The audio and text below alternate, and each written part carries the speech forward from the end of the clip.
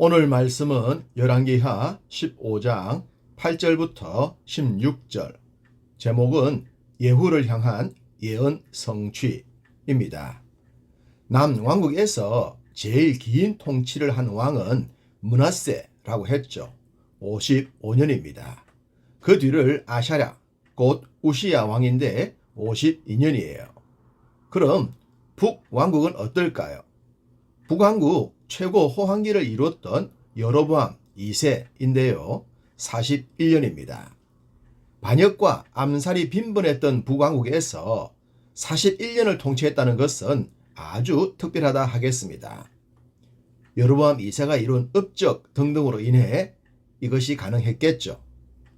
참으로 많은 것이 좋았던 여로보암 2세인데 영적으로는 정반대였으니 그에게 장수는 결코 복이라 말하기 어렵겠습니다.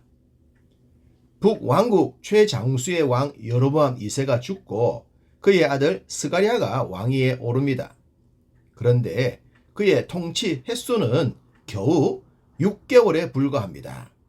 아버지와 달라도 너무 다릅니다. 물론 그의 아버지가 악했던 것이나 아들 스가랴가 악했던 것이 별반 다르지 않을 겁니다.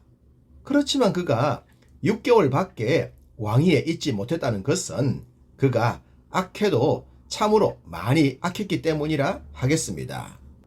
9절, 그의 조상들의 행위대로 여호와 보시기에 악을 행하여 이스라엘로 범죄하게 한 느밧의 아들 여로보암의 죄에서 떠나지 아니한지라. 조상들의 나쁜 행위와 초대왕 여로보암의 죄를 모두 답습했습니다. 스가랴는 자기 아버지를 보면서 무슨 생각을 했을까요? 아버지가 이룬 업적과 긴 장수의 비결이 여기에 있다고 생각을 했을까요? 그는 선한 것이라곤 하나도 보여주지 않은 채 겁나게 악행의 선봉에 서고 말았습니다. 그런 그의 모습은 하나님의 인내를 벗어나고 말았겠죠. 그리하여 야베스의 아들 살룸의 반역으로 백성들 앞에서 쳐 죽임을 당하고 맙니다. 일반적으로 암살이나 반역은 은밀하게 진행됩니다. 그리고 어느 정도 단계를 거친 후에 공개적인 숙청 등을 행하죠. 그런데 스가랴는 달랐습니다. 백성들이 보는 눈앞에서 공개 처형을 당하고 말았기 때문입니다. 생각을 해보십시오. 지금 처형을 당하고 있는 스가랴가 누구의 아들입니까? 여로보암 2세의 아들입니다. 지금까지 자신들의 삶을 최고로 윤택하게 했던 바로 그 왕의 아들이 자신들의 눈앞에서 처형을 당합니다. 정상적이라면 말려야 하지 않겠습니까? 그의 아버지가 이룬 업적과 자신들을 위해 베풀었던 것들을 생각한다면 막아야 했습니다. 그렇지만 그 누구도 막지 않았습니다. 이런 비극이, 이런 배은망덕함이 세상에 어디에 있을까요? 12절에 여호와께서 예후에게 말씀하여 이르시기를 내 자손이 4대 동안 이스라엘 왕위에 있으리라 하신 그 말씀대로 과연 그렇게 되니라.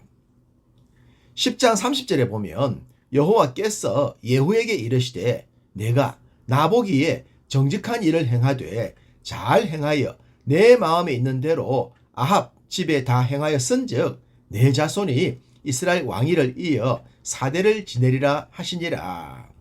이 말씀의 성취가 스가랴에게서 이루어집니다. 그렇지만 단 6개월 만에 끝났다는 것이 불편합니다. 무엇보다 북이스라엘 백성들의 행동이 말입니다. 사람이 악해지는 것에는 한계가 없나 봅니다. 한번 작정을 하면 미물보다도 못해 보이기 때문입니다. 스가랴나 당시 북이스라엘 백성들의 모습이 바로 그러합니다. 스가랴를 잔인하게 제거하고 왕이 된 살룸, 이 자도 잔인하기는 다를 바가 없었습니다. 당연히 이런 자의 말년도 좋으면 안 되겠죠. 기대치 그대로 그러합니다. 그가 왕이 된 후 한 달 동안 다스렸다고 합니다. 몇 달요? 한 달입니다. 스가랴가 6개월이었는데 그는 한 달밖에 되지 않았습니다. 북왕국 왕들의 모습은 한마디로 이해 불가라 하겠습니다. 그는 왕이 되자마자 므나헴에 의해 죽임을 당하고 맙니다. 스가랴를 죽이는 모습을 본 므나헴이 비슷하게 살룸을 죽이고 말았습니다. 악순환의 연속이죠. 다윗이 사울을 죽이지 않았던 장면, 바로 이것 때문이라 했습니다. 뿌린 대로 거두고 심은 대로 거둔다는 말씀을 기억합시다. 선을 심고 믿음을 심어 그 열매를 거두는 우리 모두가 되기를 간절히 소망합니다.